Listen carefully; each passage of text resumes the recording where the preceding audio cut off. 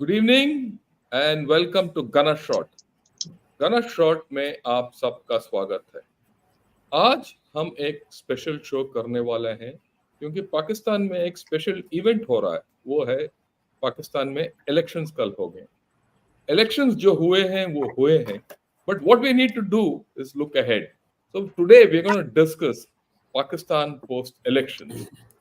And to discuss this important topic, I have with me a very, very erudite and intellectual panel of General Gautam Moorthy, who's the founder of CASA. Next to him is Dr. Ayesha Siddiqa, who's joining us all the way from London. And she needs no introduction. Anyone who's not read her book, Military Incorporated, does not need to know much more about the Pakistan elections either. And then Dr. Kartha, with whom I've written a few articles, and she's a real expert on Pakistan, and she's been also in the National Security Council. And then, of course, my old co-commander, General Hasnain.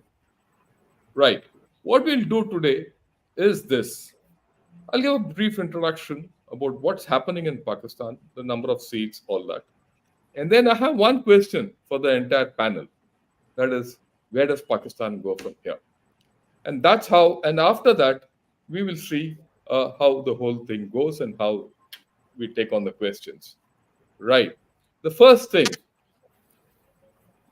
this is where approximately the standing is. PTI is between 92 to 99, depending on which website you look at it. Dawn says 92. PMLNN is about 71. PPP is 53. JUIF is at 3 seats, and others at 36. But then, with this kind of a thing, anything is possible. Horse trading would have started by now. Coalition forming would have started by now in Pakistan. We all know that. And that's a normal thing as far as democracy goes. But that's not very important. This is the more important thing. This is the cartoon which has been going around the net in the past 2-3 days.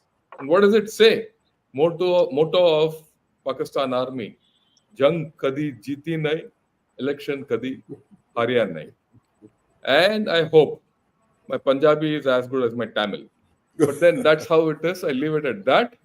We'll start with what we are supposed to do. Where does Pakistan go from here? And the first person whom I'll invite is Gautam Moorthy, sir. You've been to Pakistan, right?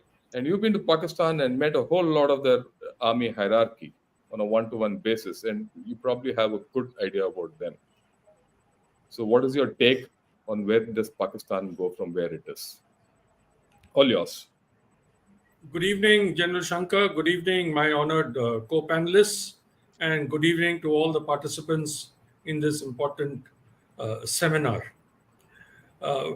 General Shankar started with the introduction. Yes, I've been to Pakistan. This was in 2008 as a guest of the Pakistan National Defense University.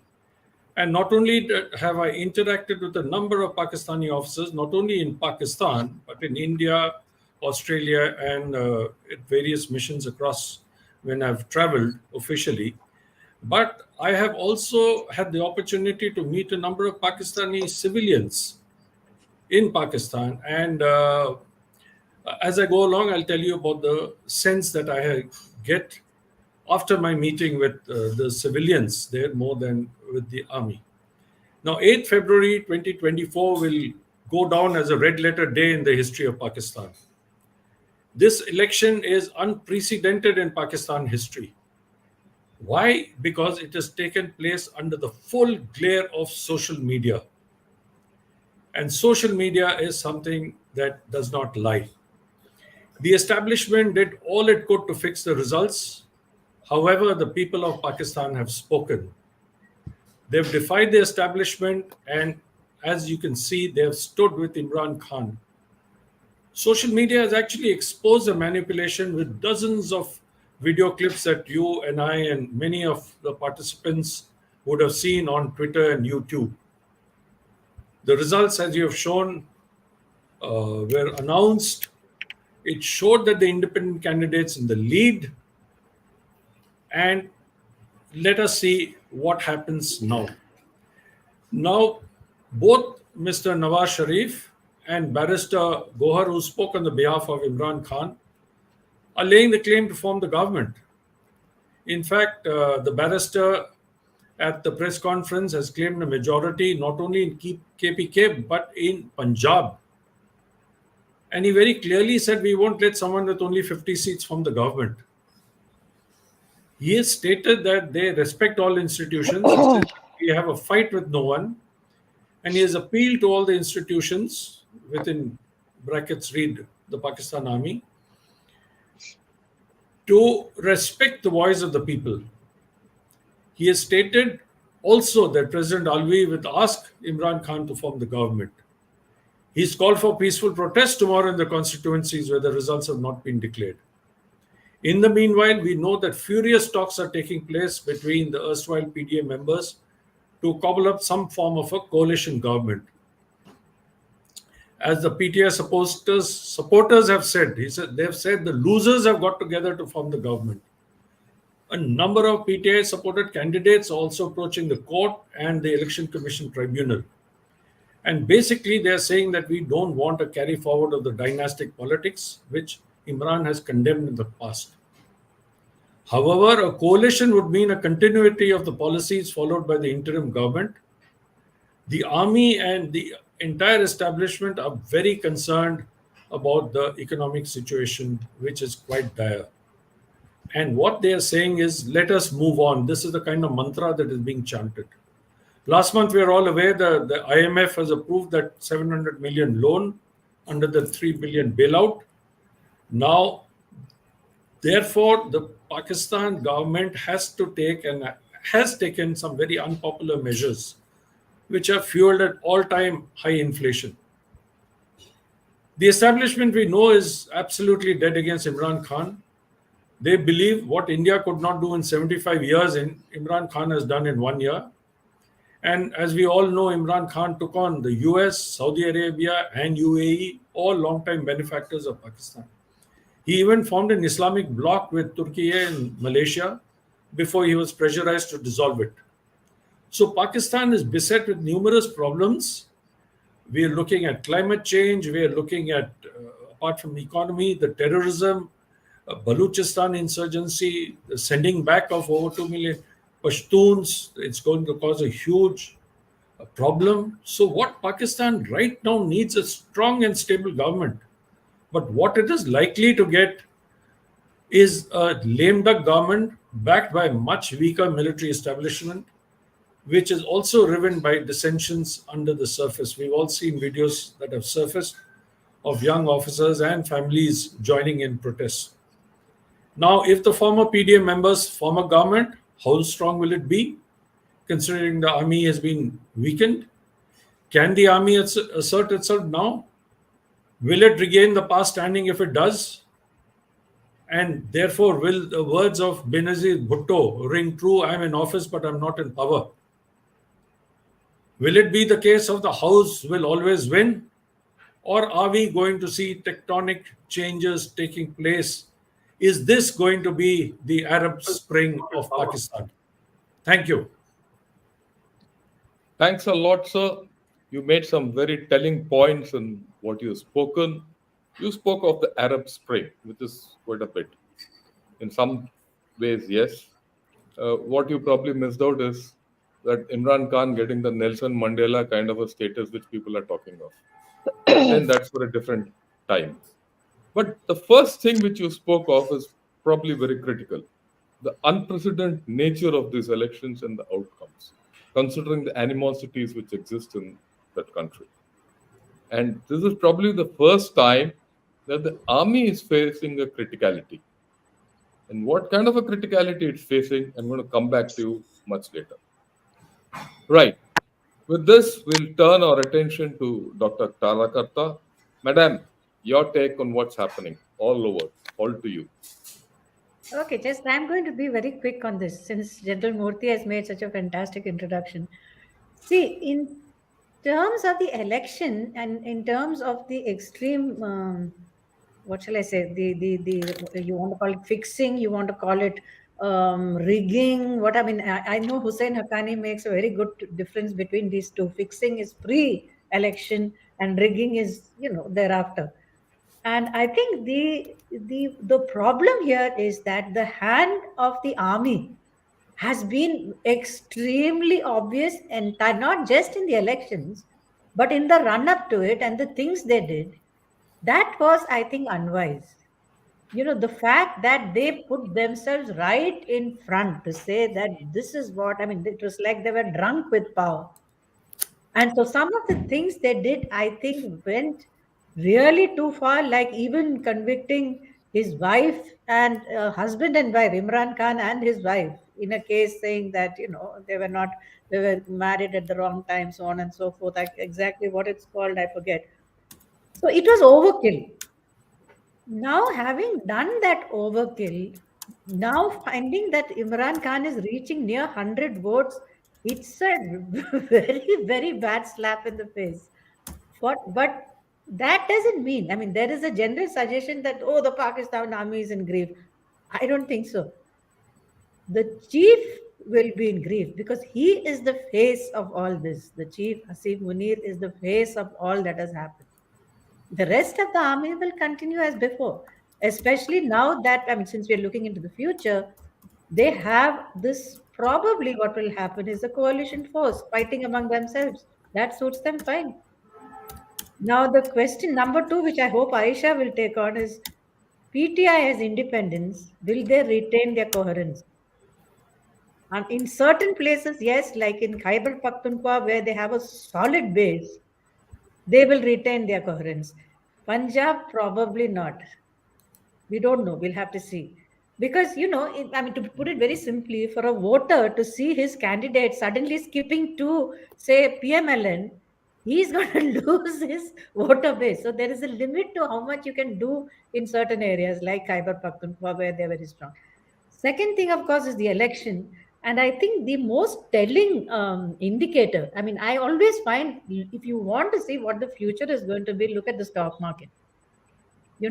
So here you saw how the stock market crashed with the election results. I mean, there's complete, the business community is saying we don't know what's going to happen next. And the third is that the fact that, I mean, PTI, Imran Khan exists. You can't do away with him. He's there. He's won these seats. Now the thing is whether in he has the power. I mean, there is a question coming up, which I just checked, as to what was the election turnout. Was it huge? Was that why the youth came out? They voted for Imran Khan. I find that there is one watchdog who has said that the election turnout was about 47%, which is not really very much. So it's really unclear whether with the entire operational command inside prison PTIs, whether they can generate the same kind of resistance they once did. It's a big question. If there are middle level leaders, then perhaps, but I'm not sure. I think that Ayesha can answer. In terms of what's going to happen in the future, it's going to be very shaky. But then Pakistan, this is not the first time Pakistan has seen such things. They've seen this, like I think Aisha herself said, they've never hardly ever had a fair election, so they don't get the kind of expectations that somebody else would in another country. I think I'll stop there. Oh, thank you, madam. So nice of you. It was a short and crisp and clear. And again, you made your mark in the first few sentences you spoke. This election is marked by fixing, because the fixing started much before, and the rigging, which is, impugned throughout this whole story for the past 24 hours. And this isn't not going to go away. And that leaves this government, whichever government which comes in a shaky position. And the second point which you made, which I found very interesting, is that the chief will be in grief, but the rest of the army will continue the way it is. That raises a few questions, which I'll come back to you later. Thanks a lot. Madam, Dr. Ayesha Siddiqa, all yours, madam. The same question to you. Where does Pakistan go from here? All yours. Well, firstly, Lieutenant General Shankar, thank you so much for inviting me, and greetings to co-panelists. You know, I was listening to Tara Kartha's comment about stock market crashing, but stock markets crash and then they get up on their feet again, and every time there is something which is unexpected, they do tend to go down. I think the picture that comes out very clearly, I mean, having said that, elections have been managed, et cetera, I think we also, these numbers that you put on the table were not final because a number of decisions have been challenged and some of them will be overturned. So we may end up finding PTI supported independence with greater numbers, maybe PPP getting some numbers here and there. So the final numbers are still awaited. But the picture that comes out very clearly is a very polarized Pakistan. A Pakistan which passionately came out, surprised everyone, surprised all those anchors who thought that PMLN is going to have a smooth sail, completely disappointed them and surprised them. It surprised the military as well, because despite all the election management, I mean, I'll tell you, one of the biggest things that happened was that, you know, people people's votes were distributed completely through different polling stations. So in a household, if you are five family members, at least three of them were sent to totally opposite direction polling stations, even out of town. But where I think the military made a tactical mistake, which came to bite them, was that they also gave 5 days public holiday. So people who were determined to vote then could actually come out and vote. So that strategy to actually reduce the turnout didn't actually work. It did to a certain extent, but no more. Now, the other thing which is important to note is that since 18th Amendment, which was done by the Pakistan People's Party government during the government in 2008, what is very clear is that unless the military actually practically throws out a political party out of a province, it's very difficult to now throw them out. So uh, PTI has got, you know, has swept Khyber Pakhtunkhwa, which it was ruling before from 13 to 18, and even before that. Sindh, you can't get PPP out of there, and you can't even get PMLN out of Punjab. So the largest majority in Punjab, which is the largest province of Pakistan, which is practically, I'll be very crude in suggesting that, but sometimes people have to be crude. It is practically politically Pakistan. Punjab is held by PMLN. The only thing which is hanging is in the balance is Balochistan, and there it's a question of who's going to have what kind of a coalition. What we clearly see is the BAP party, Balochistan Awami Party, which was made by the previous military regime, and one of his members became caretaker prime minister, Anwar Kakar. It's been wiped out. So it's half and half between PMLN and Pakistan People's Party, I think with 2 or 3 independents. Now, very clearly, there is a leitmotif which is already there. Provincial governments, the question now is who's going to make the federal government, the government in the center, which then is going to go very soon. I mean, soon after a government is formed in June, it's going to go out to the International Monetary Fund and negotiate another deal. And that is very, very critical.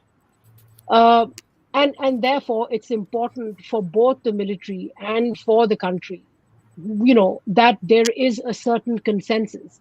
I don't see that consensus emerging. And there are two issues which I would like to very briefly, draw your attention towards. One is that having won this kind of numbers, uh, the PTI would want to go for the jugular.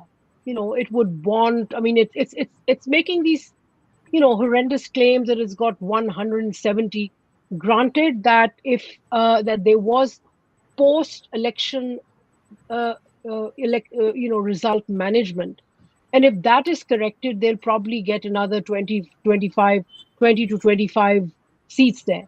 Even with that, who is going to sit with them and make a government? They'll have to negotiate. And they've already laid the claim that no, we are not going to sit with the People's Party or with the PMLN. On their own, there aren't enough numbers. I mean, this is a very interesting parliament this is going to be, because religious parties have been wiped out, which is so very interesting. JUIF is the only one with 2 members, which is there. There is, of course, MQM Pakistan, which with 17 seats. I mean, somebody was laughing today that they've got more seats. They've been given more seats than actually their support base. So with that 17, will they be able to form a government? The other thing is they have to go to the court now, because PTI is saying we will not join any party, but we will, be represented as PTI. Since they've been barred, I think they'll have to go to the court, and this is a matter which needs to be taken up, and this is a matter of an internal negotiation with the army as well. See where that goes. So I'd be looking at that. The other important thing, I think, which I wanted to draw your attention towards, that what has emerged from all of this craziness is that right now the only leader who seems to be saying anything sensible actually is Bilawal Bhutto Zardari. He's somebody who mellowed down, who reached out, who talked about joining hands with everyone, giving space to everyone. He he had even announced that he's going to free PTI people once if his government is in power. Of course, PMLN goes in another direction. He's a sensible young leader, and I wish he's not held back so much by his father, Asif Ali Zardari, who's either keen to become president again or who's very afraid of the army. One final point, and I'll stop. No problem. That. Please take your time, madam. So one, and yes, sorry. Let me finish with this point. The problem that I have is that there is so much of polarization. Everybody's saying, we're not going to let this one come. We won't sit with that one. We won't sit with, this one. Nobody is talking about, okay, we've won. What is plan B? What is the plan for Pakistan? How are we going to take it forward? It's all, it's right now, it's only me. This is what I want to do.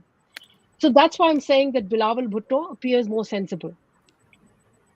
The army, I think army, firstly wanted, the grapevine had always said that army wanted a weak coalition, but whether it expected these kind of results, I'm not sure. What is going to likely to happen is that if they manage to force PPP and PMLN to sit together and form a coalition, of course, the PPP is going to ask for 3 pounds of flesh, forget about 1 pound of flesh for that partnership. But it also means that, it's what they want is that this kind of government to kind of move on and take the country forward. It doesn't give a role, that kind of a prominent role, to Mia Nawaz Sharif. So the question will now be, will the army now try to convince Nawaz Sharif to allow his brother, Shehbaz Sharif, to come and form the government and become the prime minister? Or will they stick to plan A of, Nawaz Sharif? And I don't think that Nawaz Sharif can ignore the voices which are saying that, you better sit in the opposition. What are you doing trying to form a government? So they're bringing PPP and PMLN together, and PPP realizes that this is going to be a PDM 2.0, which is the government, Yeah. which is the coalition which had replaced Imran Khan, and PPP gets to be hurt the most with a PDM 2 kind of a formula. So everyone will have to manage. Things are going to be unstable. There's going to be resentment if they're going to go ahead with this, and I'll stop here. Thanks a lot, ma'am. I think you made a whole lot of points. If I encapsulate them, you spoke of a polarized Pakistan versus a passionate Pakistan, which has thrown up a surprise. Like it always throws up surprises in World Cups, right? And this is nothing less than that. But the more important point which you made is there's a two-stage process which is unfolding ahead. First, someone has to get together to form a government, and that government has to be stable. And at this point of time, like you rightly said, everyone is going in his own direction, and they're all stuck. Whether they'll come together to form the government and then give stability is anybody's question. The third point, which I think is very important, which for most of us we wouldn't have realized it, is the four provinces of Pakistan are now going to be governed by four different entities who might or might not be at loggerheads with the federal government. And KPK being under PTI, right? PTI government and the federal government of any other shade, there's going to be problems in that area given the kind of terrorism which is let loose by the TTP in that area. So it doesn't augur well, not only from the economic point of view, it doesn't augur well from the security point of view also, but that will come to later. And I think the most interesting proposition which you put across today is the fact that Bilawal Bhutto is the one who is talking sense. And I'll put this across, I'll get back to you on this. Is there a chance of a PPP PTI government emerging? But then we'll discuss that later. That is, to me, seems to be a very interesting proposition, which is probably not out of the table so far. With this, General Hasnain sir, all yours. Where is Pakistan heading from here? Thank you, General Shankar. Thank you very much. And my greetings, compliments to my fellow panelists. Can't be a better set of panelists anywhere on this subject. Having said that, let me say Pakistan is a great survivor. It has survived all kinds of crises. It will survive this crisis, right? I don't really consider this as a crisis because they were already in this crisis situation prior to the elections, right? So it's just a question of a different crisis coming their way. The second thing is that I'm not very confident about the Pakistan Army's efficiency in handling these kind of things. They've shown how ham-handed they can be. You saw what happened on the 9th of May in Lahore cantonment and how it was handled. And that just shows how this whole election has been handled. But there is a flip side to perhaps a theory that did the military or did the Pakistan Army actually want it to be done this way? Did they want the PTI the legitimacy of the PTI to come up halfway to show the legitimacy of the election itself? To say, no, we didn't interfere with anything here at all. We allowed it to go. Exactly. All this putting off of the internet, etc., was more for security reasons than for anything else. That's what is being written off at the moment already. So the Pakistan Army may have just attempted to handle this differently, but in their typical ham-handed way, haven't been able to, get the perceptions clear. So a very interesting situation has emerged, as Shankar was just saying, 4 different provinces, 4 different parties, But remember, whichever is the party in the center will also be looking at, or whichever the coalition in the center will have two important provinces with them. Most likely, Sindh and Punjab will be with them, and that is what really matters in Pakistan. No doubt, KPK, from the security angle, is going to be a major issue with the PTI in control there. Having said all this, whenever in Pakistan this kind of a situation emerges, you always imagine that the problem will go down to the streets. Will the PTI attempt to try and take it to the streets? I have my doubts that they will succeed in being able to do it. They may attempt to do it, right? But I don't think they will succeed in doing it. We have already seen that the radical footprint in this particular election has been very weak. And therefore, this has been a traditional thing in Pakistan where we see radicals very strongly on the streets, in the mosques and things like that. But when it comes down to the hustings, finally, you don't find their imprint anywhere. But despite all this, there seems to be some kind of a movement pushback against radicalism to some extent. And therefore, the PTI may not find its traditional supporters on the streets, or not be able to provoke them and get them going to be able to fight it out. And anyway, where will it lead to? It will not lead to any degree of finality. So what we are looking at in this scenario is just exactly what was existent before the election, or before the norms came in and you had the PDM government in place. The PDM government was there, and that's exactly the kind of government which is likely to come in. 4 or 5 points I'll just very crisply just explain. Number one, economics. March is the time where we are looking for renegotiation of some kind of a deal on the IMF or anyone else. Otherwise, debt servicing is going to become a major problem. Unless the government is formed quickly, and the government may take some time to form, as Ayesha herself was saying, it may take 10, 12 days or whatever it is to take.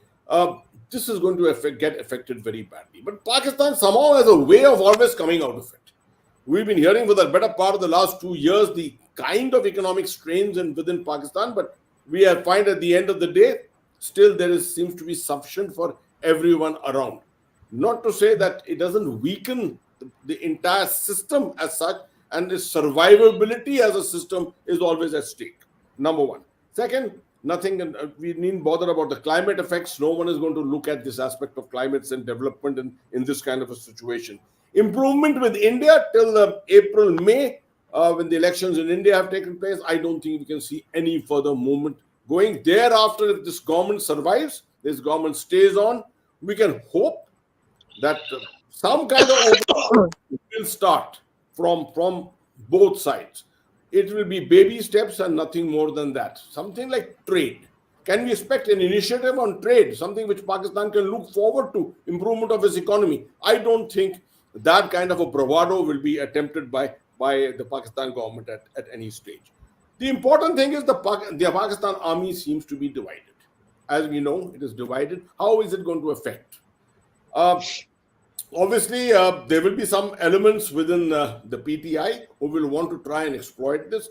Will that give them the capability to take this down to the streets? I don't think so. The Pakistan army divided, it still remains a reasonably disciplined force.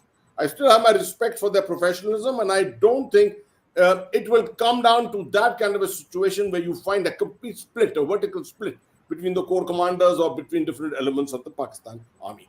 An Arab Spring that we have spoken of in terms of violence, attempting to bring in dictatorship to democracy or effective democracy, etc.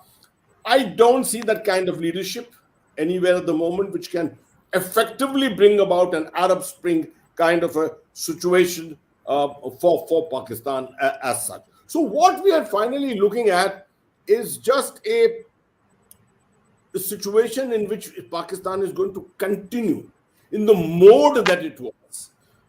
The last point I have is that General Munir's idea, and we have discussed this before, if you remember in the Munir doctrine, the whole idea of General Munir, of perhaps his stay in the United States, 10, 12-day stay that he had in Washington, of trying to stabilize Pakistan, bring about an improvement in Pakistan's overall reputation, its geostrategic and geopolitical importance, to bring it to the level of a middle path. All this is shelved for the moment because he hasn't got the kind of result which he was perhaps expecting. And I think he's going to spend the better part of his time in the near future managing the internal politics rather than looking at the projection of Pakistan from a geopolitical and a geostrategic angle internationally. I'll rest my case there. Thanks a lot, sir. I think you also made a lot of points which are very important for all of us to understand. Pakistan is the eternal survivor. It survives on oxygen, it survives on carbon dioxide. So both are okay, right? But it survives. And it survives well, much against what we think, and against all norms, right? Like I get the World Cup back, go back to 92. I remember seeing the complete thing in Australia. They came back when they were out of it. So let's not rule them out. Okay.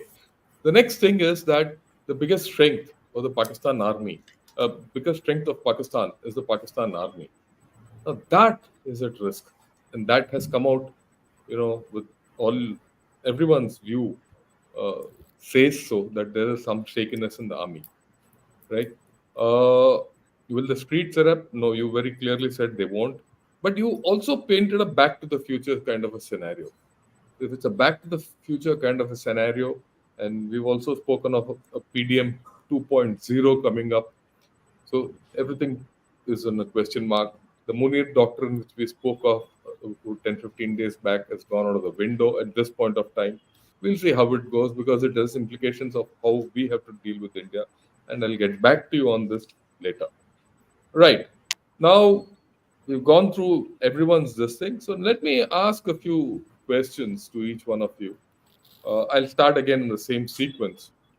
I'll start with General Gautam Moorthy. Yesterday, I was on a show with someone else, and it was my opinion that the Pakistan army has reached a point where it has three ways to go. One is that it just succumbs to the whole situation and let things go and let things evolve the way it is. The second option is that it will try and engineer a PDM2 kind of a 2.0 kind of a arrangement, but then with Imran Khan still there, you can't wish him away, and with his kind of a opposition, it might not be the easiest thing to happen, right? And third, of course, there could be a coup. It could still happen. If things don't happen, the army might be forced to take over. All these three are problematic. We've also spoken of divisions within the army. And these divisions were apparent last year in May when the eruption took place. Somehow got papered over. I see those divisions coming up. So the first thing which gives stability to the Pakistan is the Pakistan army. Gautam sir, in view of all what I've said, do you think the Pakistan army will be able to stabilize the nation and take it forward? Very good question at this moment in time. But before I get on to your question, I just have one issue, one common point made by Dr. Ayesha Siddiqa and General Hasnain was that they were rather sanguine that Punjab will go the PMLN way. I have my reservations on that because I heard the press conference and Barrister Gohar was very clear that they are going to claim Punjab because they have more number of independents supporting them rather than what the PMLN has. So I do not know whether it's going to be smooth sailing. Punjab is going to be a bone of contention to my mind. Be that as it may, now to answer your question about the Pakistan army, at the outset, it's very clear that the Pakistan army is a very disciplined force. They lay great stress on the appointments that are held. As you see, every chief actually fades away, except for General Musharraf, who pushed himself to president. Zia also pushed himself to president. Otherwise, by and large, the chiefs just fade away, like General Bajwa has faded away. But do you remember at the time when General Bajwa was handing over charge to General Munir? He made a speech where he very clearly emphasized that the Pakistan army has decided to stay completely away from politics. But the more the Pakistani army tries to stay away from politics, a weak polity invites them and tells them, you please come here and handle this for us.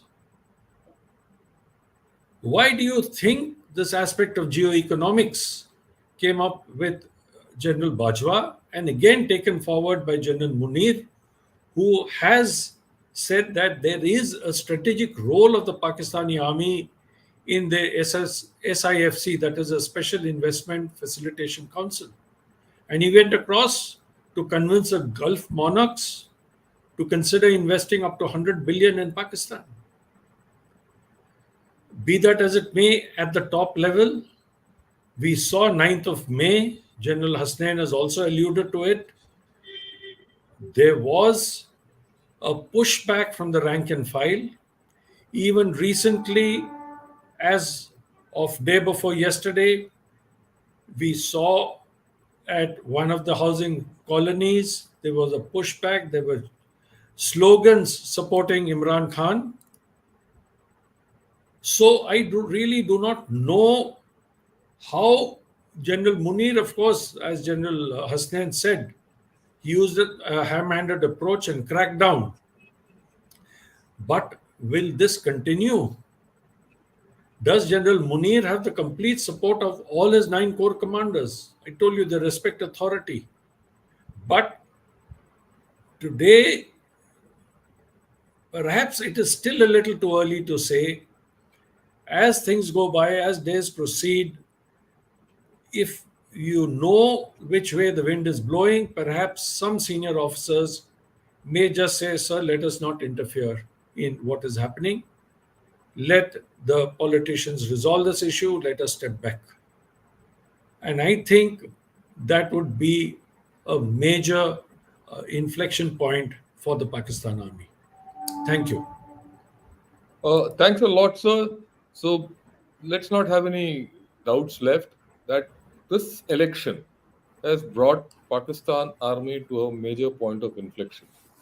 What will happen further is anybody's guess, but all options are open, right? If Munir is supposed to be weak, or rather he's gone on a tangent, if I may say so, and the rest of the Pakistan army wants to remain where it is and stable where it is, we might see that unprecedented action of him being thrown out also. But if that happens, what happens to Pakistan army is a $1 million question.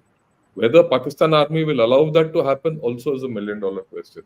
So Pakistan army at this point of time, I think, is at a bit of a risk. Whether they'll tide over, time will tell. But something which we have to look at.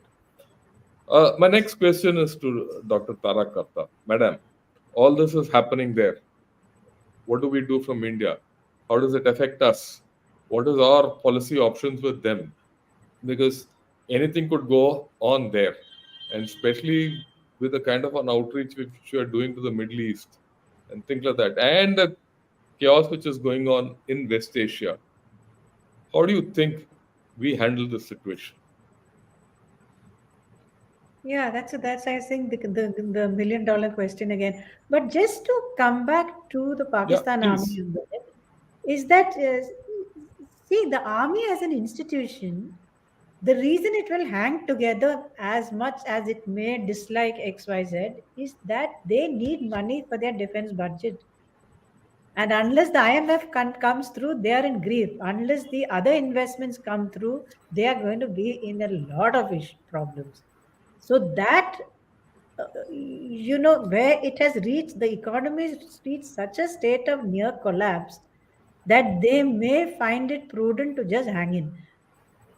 But I would actually, can I cross question a little bit? Yeah, please go ahead. Go ahead, Yeah. go ahead, go ahead, go ahead. The rather dubious credentials of the army chief will also play a part. I mean, he doesn't have the high lineage of other officers. He's not ex-Kakul. He doesn't have, he doesn't have all like his ISI chief has a whole list of, what shall I say, qualifications. Whether that will, because I always wondered in the army, if the gentleman here will pardon me saying so, in the army, if X person hasn't done say staff college, there is a definite you know change in the way they are guarded. Okay, I'm just giving an example. Yeah. So You're right. You're right. Yeah, I mean, yeah, let's be very clear. You're right. Yeah.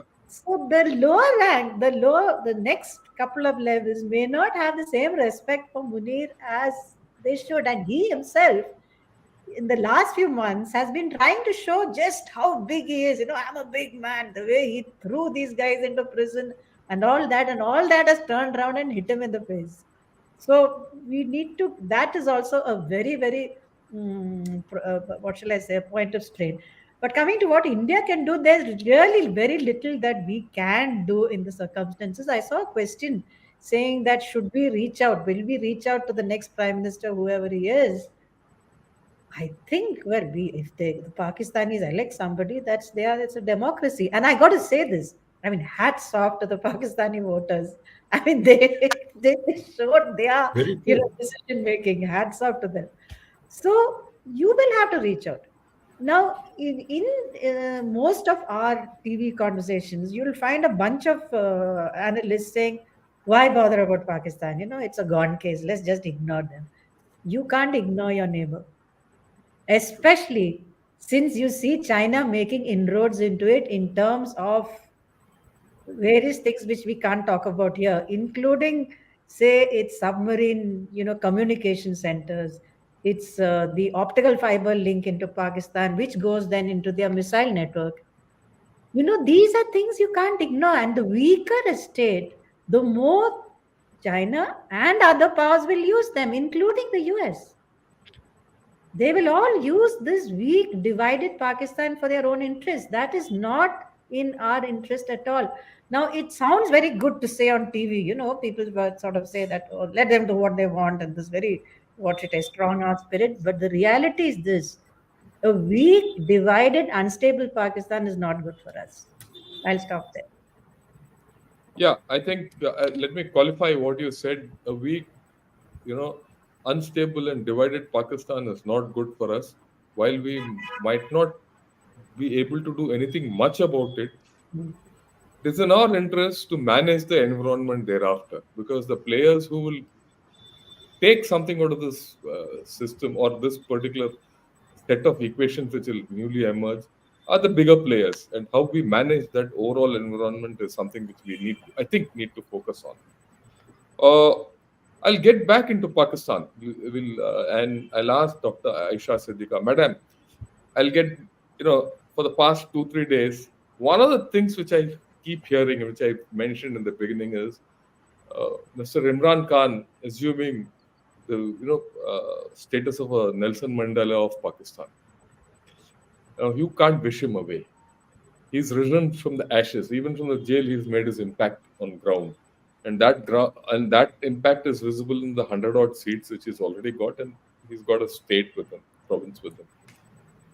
How do you think he's going to impact the future of Pakistan? Because now, considering the whole issues, and how do you think this is going to gel with the instability in the army itself? These two are, you know, Well, lightning producers. yeah. Well, General Shankar, I would request you, to be at least more respectful to Nelson Mandela. I mean, Imran Khan is hardly any Nelson Mandela. Okay, no, I mean that's the before no, no. before that, When I about it, that's what's been spoken of. It's not my view. yeah, That's what's been spoken of. no, even to repeat it, because earlier on, even Mushahid Hussain had self-acquired the title of being a Yeah, Nelson Mandela. These are, I'll grant Imran Khan this, that unlike the Sharifs, he is not wanted to run away from the country and do a deal. and he is kind of stuck inside. He's been in jail, and apparently, from what his lawyers say and what people who have a right to visit him say, that he is in good spirits. And I'll tell you the secret of good spirits as well. I think the important thing and the secret of that good spirit as well, and how will his future get carved out, or how will he impact the future of Pakistan? I think it's important to understand one major issue. At the end of the day, while this is, we're looking at several frames here.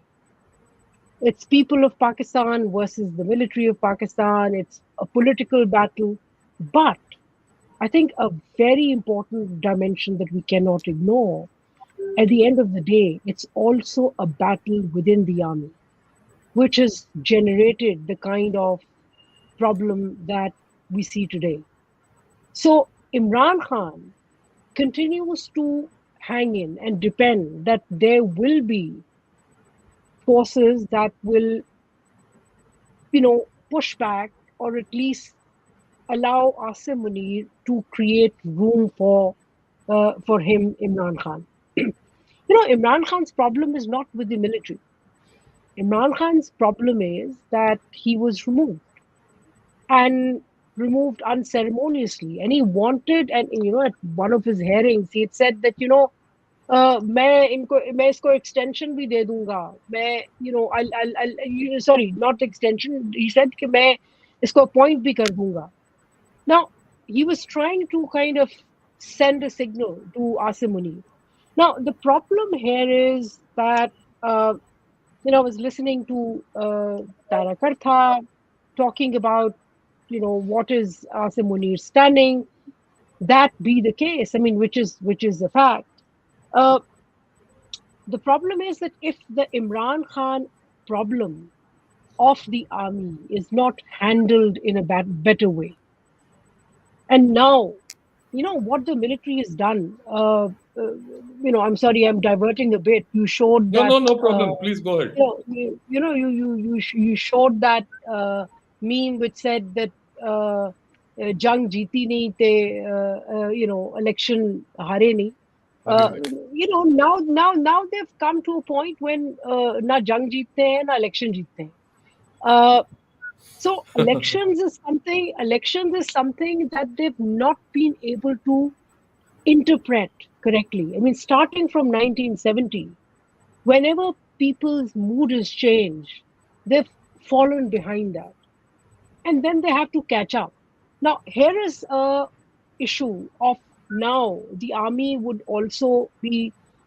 have to catch up and try to communicate, soften a bit, which means that Asim Munir, who is reputed to have the mood of General Ziaul Haq, he doesn't forgive and forget, he's an angry man, all of that, he will have to rethink how far to push Imran Khan. When I look at the,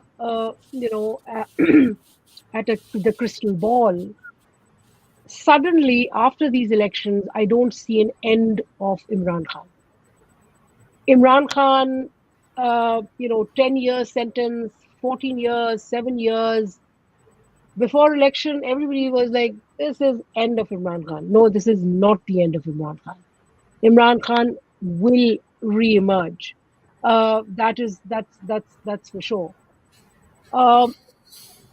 Who is he negotiating with? Who are his partners? And what I found very interesting is that he's so much in command of his party. I mean, despite that he's not being able to run it, that the AI message was from Imran Khan, not from the party leaders put together who would have said, here we are, we won these elections, and this is the message. So he remains a powerful symbol. And negotiating between this powerful a man and another powerful a man who has just received a signal from the public that he is to take a gentle hand. That is something which is now will be interesting to watch. That what kind of negotiations will happen, how will they happen, what room will get created for Imran Khan, at least for the short term. They'll have to create space for him. You can't just shut your eyes and say, no, no, no, no, you can rot in Yeah. jail and we'll move on. So, will Asim Munir and how will Asim Munir? And let me tell you something that I think one of the things which I'm a bit concerned about is that the army today, these election results are going to have an impact on the mood of the army as well. Let's not forget that not 80, but almost close to 500 officers, were sacked because of, Yeah. majors, captains, colonels, Yes. lieutenant colonels, for their support for Imran Khan. This is going to have an impact. So the general, better think. Yeah, I'll ma'am. stop here. Yeah, no, I have one more question for you because let me put it this way. We've discussed about the army, we've discussed about the politics, we've discussed about a lot of things. One important part of the Pakistan judiciary, it's the judiciary is the third player in this entire story, and that's been historically so. Whenever the judiciary, whichever side the judiciary has sided, that side has almost won. So where do you think the judiciary is going to, what are your views about the judiciary at this point of time and what role it's going to play?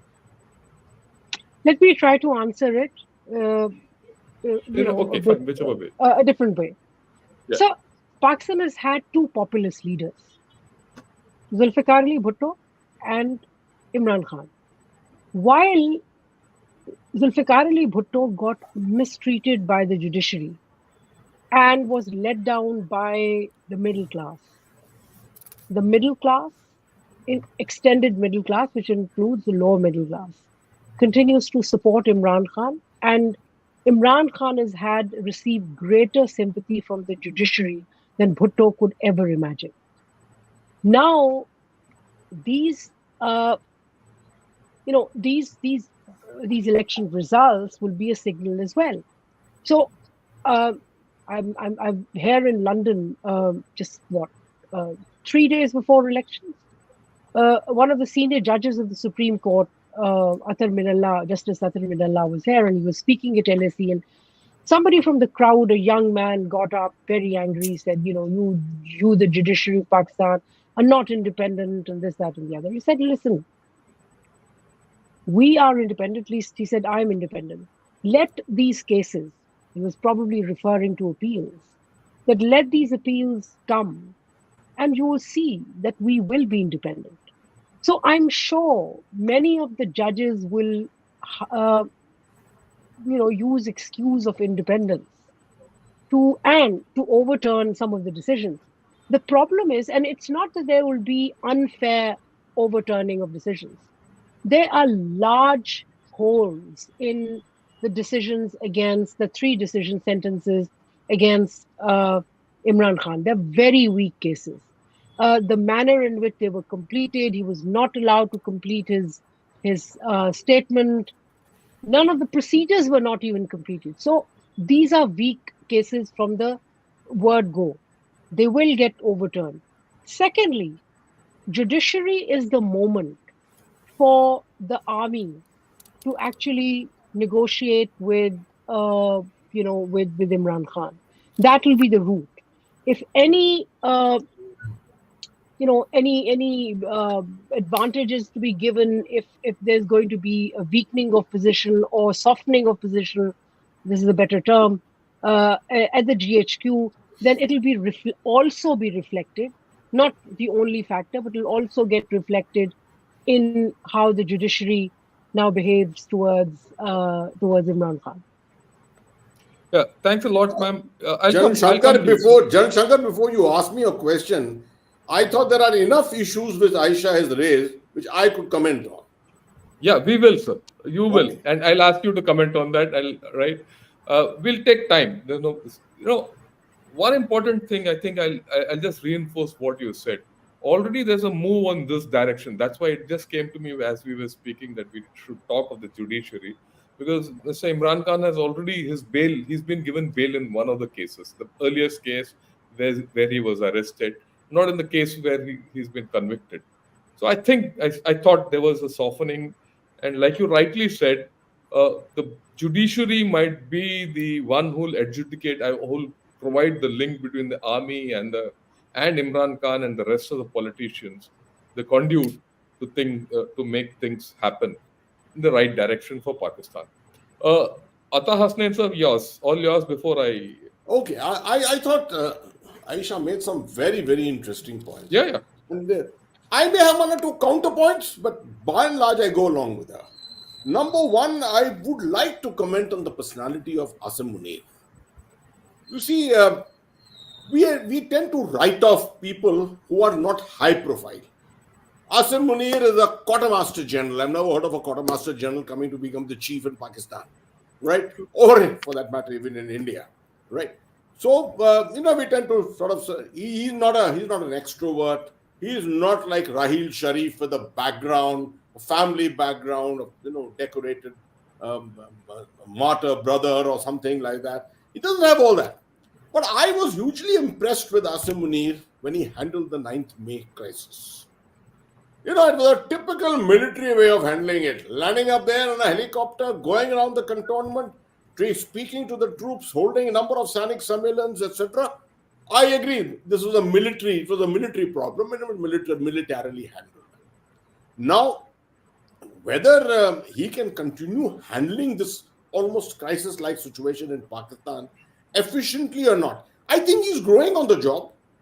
There's no doubt that this whole election has been very ham-handedly handled, but he's growing on the job. And it's not as if Pakistan Army generals of the past have all come from day one and have been great strategists. But we know what Pervez Musharraf did in Kargil. We know about Ayub Khan. We know about Yahya Khan. We know almost all of them. This is the history. Pakistan has had this history. So don't write off a man, I personally think, like Asim Munir. Sometimes very grounded generals of this nature rise to be great strategists. And strategists, I'm not looking at it only with an inverted commas of military strategy. I'm looking at it from a larger angle. Second thing, I would ask Ayesha to also comment, perhaps in her deliberations, she did not mention this aspect. We have seen when people become dangerous to the establishment, then Pakistan is known to just axe them, cut them off. What happened to Benazir Bhutto? What happened to our father? We are aware of it, right? So if Imran Khan is becoming dangerous for the army, you can never rule out the possibility of what could happen to him tomorrow, right? He's in jail, he's in prison. What could happen to him? That should not be not thought of, because it's just one decision at the level of the senior-most person from the army, whoever he is at that time, who could just consider. Someone like Asim Munir could not think of survival in Pakistan if Imran Khan comes to power ever tomorrow. No doubt on this, we have not seen the last of Imran Khan. No, there's no question. Dr. Ayesha is absolutely right. We have not seen the last of Imran Khan. There is abhi to bahut kahani baki hai iske andar. But this angle must not be forgotten, that this confrontation between the army and Imran Khan can lead to some very, very dangerous proportions. And the army is not someone who's going to leave this. They love to rule the roost. Whether they are divided or anything, they would want to hold the reins of power. After all, 90-acre farmlands and things like that are still available to them. That is something which has to be remembered. My last point on what Dr. Tara Kartha also said, while agreeing with her entirely on this aspect, on India-Pakistan relations. A lot of people in India think that a weak Pakistan is an ideal thing for us. I entirely endorse what she has said. Weak Pakistan is not something in our interest at all. With all that is happening here, we have to remain alert. We've got to keep our eyes on the LOC. We've got to keep our eyes on Kashmir, on all kinds of things. How it manifests from there dangerously into our territory, it can happen in all kinds of unpredictable ways. And I'm sure, I hope the Indian intelligence agencies are keeping their eyes and ears open completely to what can happen as a backlash from what is happening in Pakistan at the moment. Thank you, sir. The most interesting part of what you have said to me, I mean, let me put it in a bit of a jest, is that ये तो trailer है भाई, picture बाकी है. It's going to unfold and it's ahead, right? But having said that, sir, the question which I wanted to ask you is this: what about the regional dynamics? If you see, we did speak last week, 10 days back, 15 days back, that Pakistan has been, high on naval exercises, air force exercises, army exercises with even Iran, Saudi Arabia, China, and all. And then it has also started its relations with Russia and things like that. How does that get impacted with what's happening? Because at the end of the day, we also need to realize that Pakistan has two shades. There's an internal shade and there's an external shade. And Yeah. the army has been very adept at handling these two and keeping them apart, right? How does this play out? How do you see this playing out? And especially considering what you said about Asim Munir. I agree with you about his character, the way put it out. But there are certain shades, but I will not get into it because this is not his character. Okay. But I'm Thank you. talking of the two Yes. shades of Pakistan. Regional dynamics, absolutely. Pakistan, no one has this kind of an opinion that in Pakistan everything is going to be on internal politics and that Pakistan can only be, can handle only one issue at a time. Well, as a nation, they've been known to handle many, many things simultaneously. They've handled Afghanistan, they've handled Kashmir simultaneously, they've handled internal security simultaneously. So this is not something alien to them completely. The emerging regional environment from the Red Sea to the Afghan border, and I would even take it up to Kashmir, is a very, very interesting thing which is happening at the moment. And Pakistan is an important player in this. Pakistan realizes it. Yeah, I'm sure the various strategic analysts in Pakistan, the think tanks in Pakistan, Pakistan's own Perspective Planning Directorate and the Military Operations Directorate all perceive this. This is a great opportunity which is happening. Pakistan can come back into strategic significance all over again. The fact that the Americans and NATO came to them for ammunition to give to Ukraine was a very big thing and a big decision taken by the Pakistan army at that time. So they're sensing the opportunities. Afghanistan not going their way. They can't allow that to continue to happen like that. Iran, I think that was just a bit of a issue which happened. It's not something which is going to be permanently there. But a very important aspect is to act in concert with China in the Northwest Indian Ocean region. This aspect of naval power, etc., there, the energy security which China is seeking for the future. All this, Pakistan realizes it can play both. It can play the United States, it can play China, it can play all the Middle Eastern powers, the Gulf nations themselves. It is one of the very, very important swing states in this entire equation which is there. So as a result, I don't think this election is going to make a major difference on that, except the fact that when General Munir went to Washington, I'm sure a lot of discussions must have taken place on the strategic environment and how the Pakistan can come to the assistance of the United States. I only hope that I think the internal politics of Pakistan would not make such a difference. Although it will, as we discussed earlier, set back the ambitions of General Asim Munir to try and raise Pakistan a couple of levels, a couple of notches higher on its strategic significance as far as the United States is concerned. Right, sir. Thanks a lot. Madam, please come in. Yeah, just a slight difference with General Hasnain. See, at the moment, Pakistan is reacting to each situation as and well it can. It is not in a very good position of, playing the game as you call it. It is trying to please the US by sending weapons to Ukraine. It's got a bunch of people sitting on its Iranian border, including that, though you saw that leak where they said the Israelis were parading as CIA agents and getting into Iran using that area to target the Iranians. There are all sorts of players within Pakistan. Then that is exactly what I meant when I said a weak Pakistan is not good for us. This is not Pakistan in strength. This is Pakistan trying to negotiate with anyone and everyone to keep, its relevance. So I would make that slight differentiation. Second thing, I Yeah, just sorry, please go ahead. yeah, Sorry. no, no, No, no, no, no, no. no. Finish.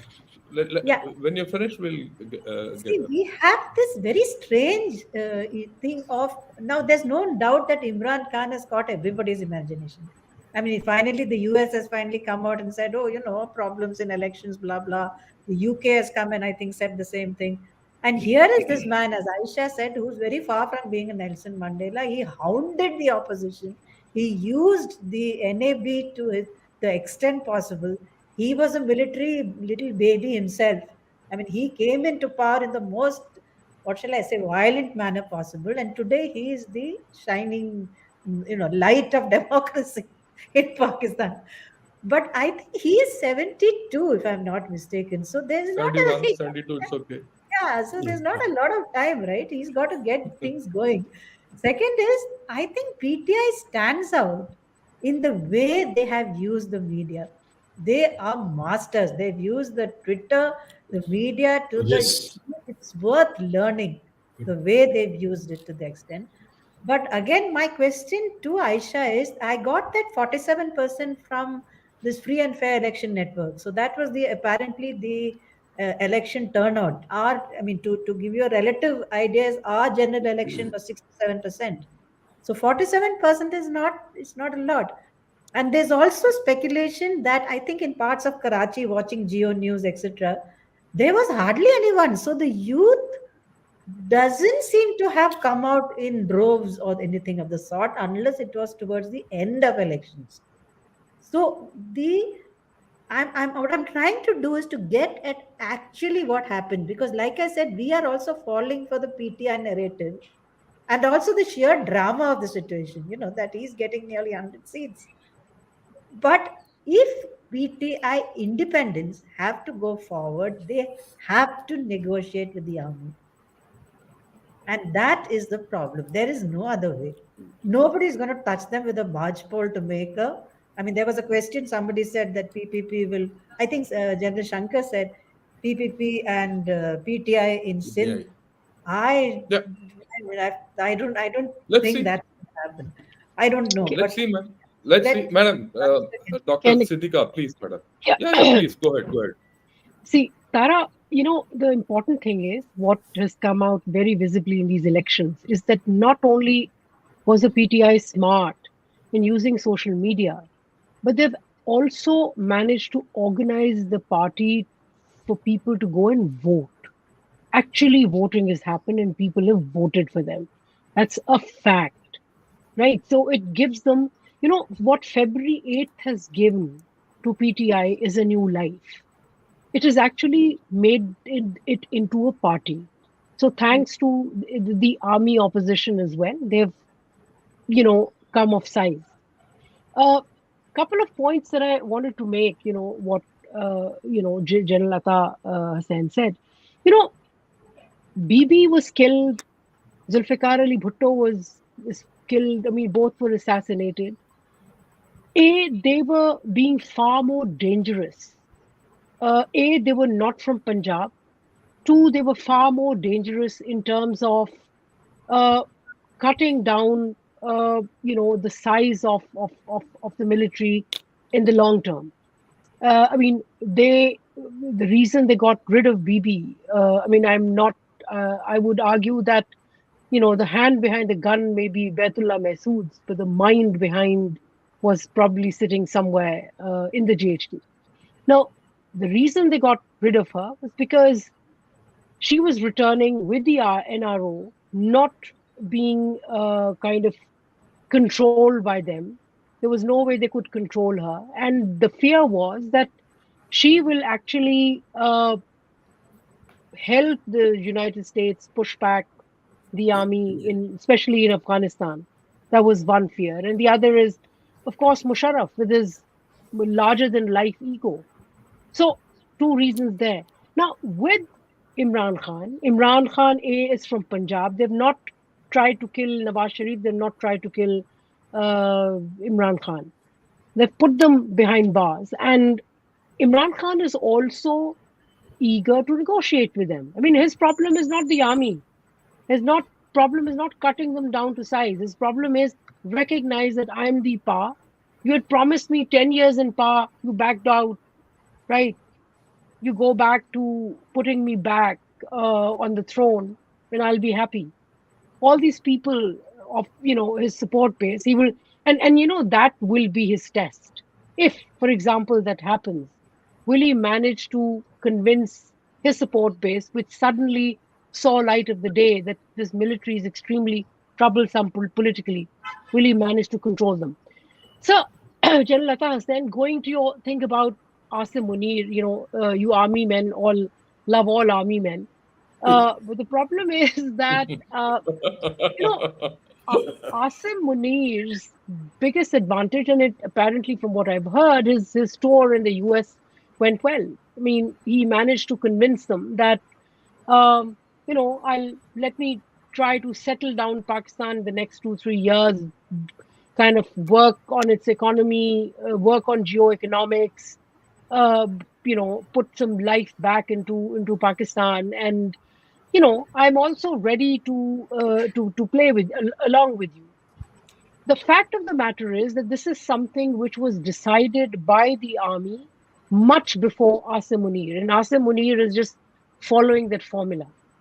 Yeah. Pakistan, I think around 2016, 17, 18 realized that, and that was a time, 13 to 16 was a time when Pakistan seemed to have been drifting towards China.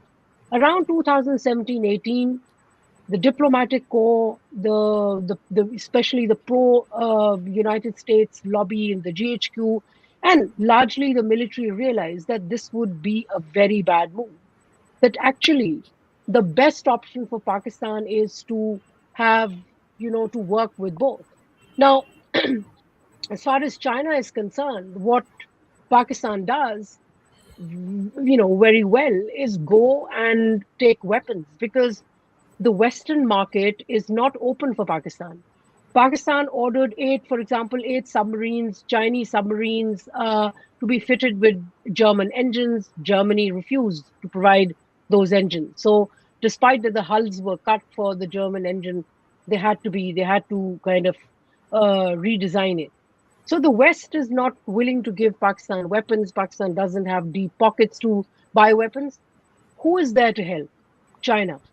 So Chinese weapons, but China is also become thoughtful. It says, you want money? Here, take credit, take loan, which is going to get Pakistan into a very bad debt burden, which doesn't go down well, definitely not with the IMF, definitely not with the United States.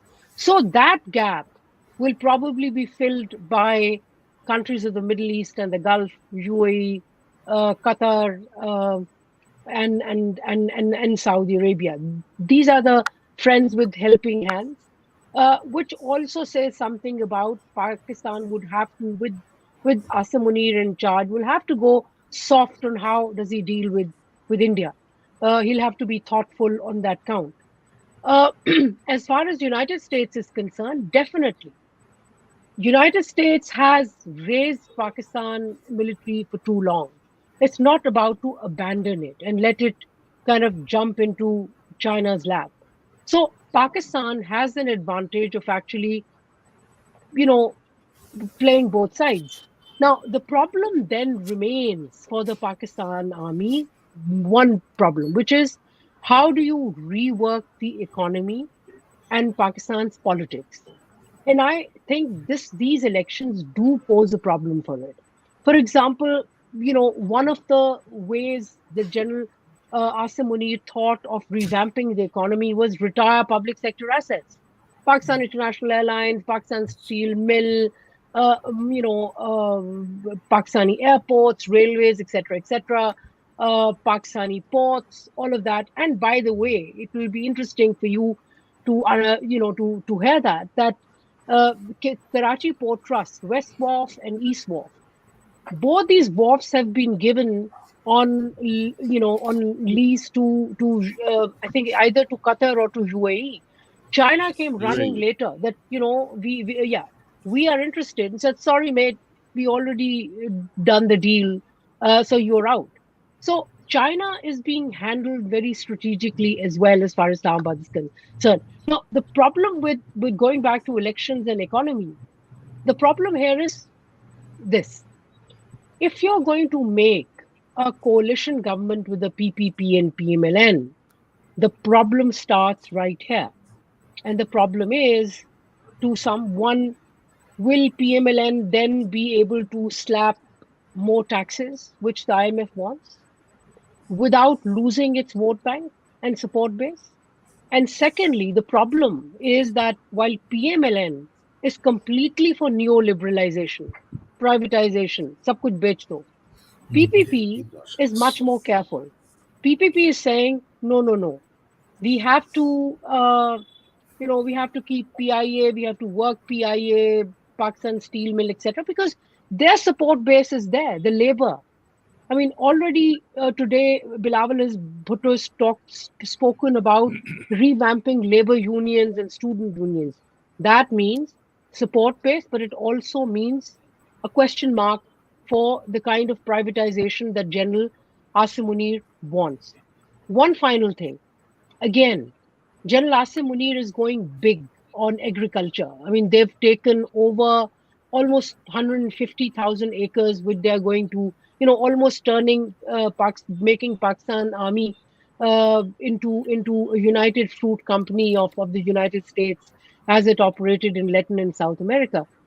The problem is, it's going to create water problem, water shortage between tension of water distribution between Sindh and Punjab.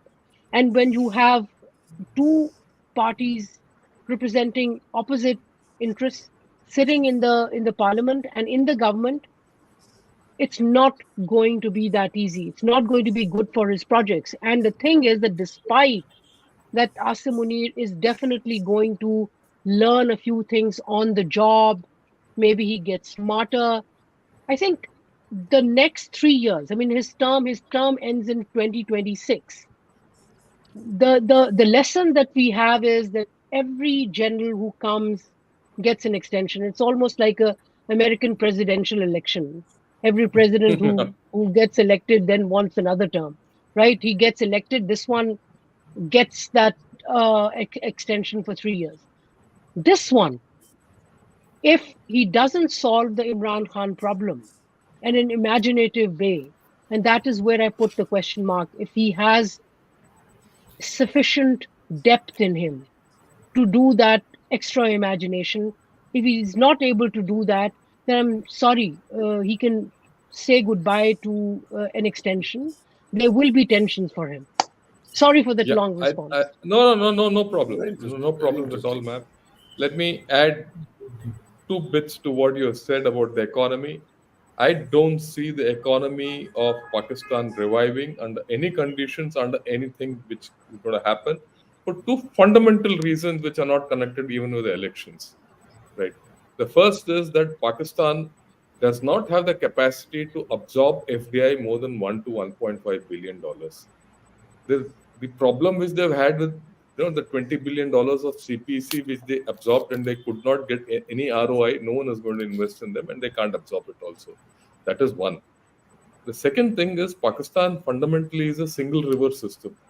It's an agrarian economy with only one river and which is going dry. Water of Indus doesn't reach Karachi. That's the status. Actually, I've done a big study on that. So that's going to be a problem one way or the other. The revival of Pakistan economy is, and with the population going up the way it is, very difficult. And this election is only going to make it worse. So my 2 bits of thing is that we're going to see a jelly state of Pakistan. It's going to swing between China and India.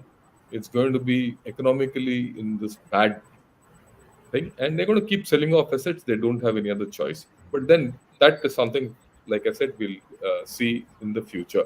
With all your this thing, if none of you have any objections, I'll get on to a few questions. If I can just add 10 seconds, Yes, I think I just want to reinforce that point.